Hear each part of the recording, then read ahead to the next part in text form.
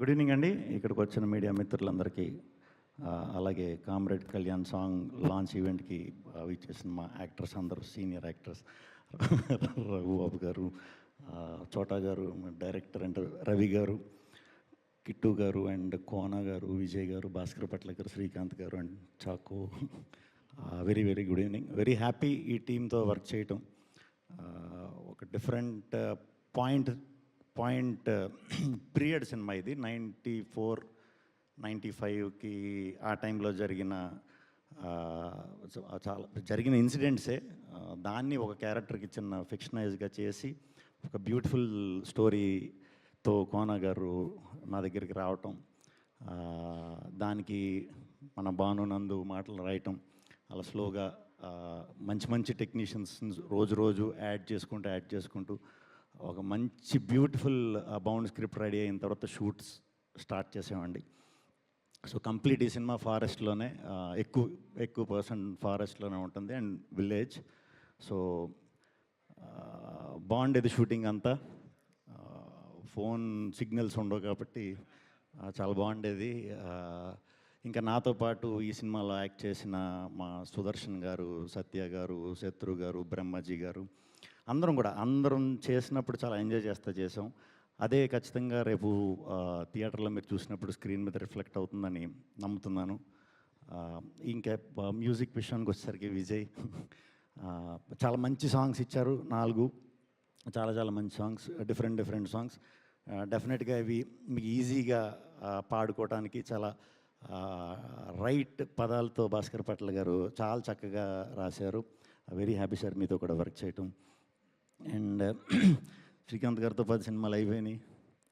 Very happy అండి మీతో కూడా. నేను చేసినవన్నీ కూడా మ్యాక్సిమం బ్లాక్ బస్టర్లే. So very happy. చాకో ఆయన మళ్ళీ దొరకడేమో మాకు ఈవెంట్స్లో, అందుకనే ఇప్పుడే కొంచెం ఆయన గురించి చెప్పి మిగతా టెక్నీషియన్స్ గురించి, యాక్ట్ చేసిన యాక్టర్స్ అండ్ అందరి గురించి తర్వాత మాట్లాడుకుందాం. ఆయన వల్ల మాకు చాలా ప్లస్ అయింది. అది ఆయనతో వర్క్ చేసిన వాళ్ళకి అర్థమవుతుంది. ఎందుకంటే ఆయన కాళ్ళకి స్టెబిలిటీ ఉండదు. సో షార్ట్ కట్ అన్న వెంటనే ఎక్కడికి వెళ్ళిపోయేవారు. అందులో ఈ దట్టమైన అడవులు. సో ఆయన్ని వెతకడానికి ఆయన్నే చూస్తూ ఉండమని ఒక 4 అసిస్టెంట్ డైరెక్టర్లను పెట్టాం. ఆయన ఎక్కడికెక్కడికో 2-3 కిలోమీటర్లు పరిగెట్టుకు వెళ్ళటం, ఆయన పట్టుకోవడానికి మనవాళ్ళు వెళ్ళటం, అదే టైంలో బ్యూటిఫుల్ లొకేషన్స్ కనిపించాయి. సో చాలా థ్యాంక్స్ చాకో గారు. ఆయన వల్ల నిజంగానే చాలా మంచి లొకేషన్స్ పట్టుకోగలిగాం. యాక్చువల్లీ షూట్లోనే ఉన్నాం, ఇప్పుడు నైట్ షూట్స్ అవుతున్నాయి. రాత్రి కూడా చాలా మంచి లొకేషన్ చూసాం.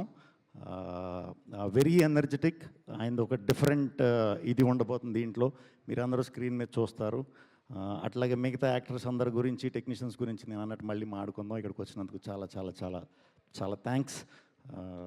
ఇంకా జానకిరామ్ డైరెక్టర్, ఆయన పేరు జానకిరామ్. జానీ, రమేష్, చిరు. ఇంకా ఫస్ట్ సినిమా తీయకుండా నేను పేర్లు ఉన్నాయి వీడికి, మరి తీసిన తర్వాత ఎన్ని పేర్లు వస్తాయో చూద్దాం. అంతే. వచ్చిన వాళ్ళందరికీ చాలా థ్యాంక్స్ అండి. మీకు కూడా చాలా థ్యాంక్స్. మళ్ళీ కలుద్దాం. ఎస్, మళ్ళీ కలుస్తూనే ఉందాం. శ్రీ విష్ణు గారు, మీరు ఒరియా నేర్చుకున్నారు ఈ సినిమా కోసం అని విన్నాం. ఏది బాగున్నారా, తిన్నారా, ప్రేమిస్తున్నాం, ఇలాంటివి ఏమైనా అనాలంటే ఏమనాలి ఒరియాలో?